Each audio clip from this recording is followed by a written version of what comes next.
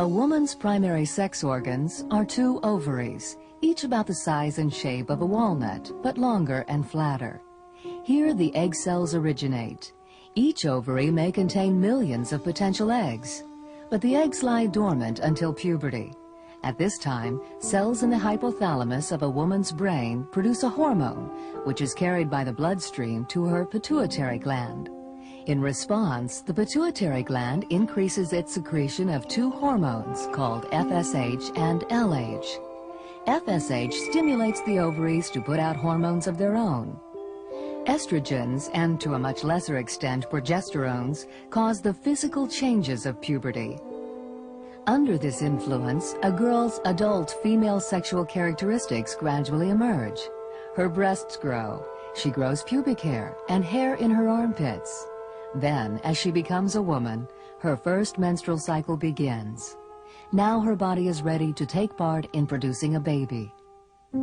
Under the influence of FSH and LH from the pituitary, one of the immature egg cells already present in her ovaries begins to grow within a sac of cells called the follicle. The follicle produces an increasing amount of estrogen, which begins to prepare the uterus to receive the egg, which at this stage is called an oocyte. As the oocyte and follicle grow, they move toward the outer surface of the ovary. Now the pituitary produces a surge of LH, which triggers the release of the oocyte from the follicle. The entire process, called ovulation, will occur in cycles once each month.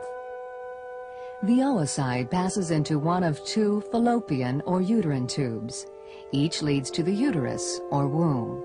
Under the influence of LH, the follicle changes into a yellow body called the corpus luteum, which secretes increasing amounts of the hormone progesterone into the bloodstream.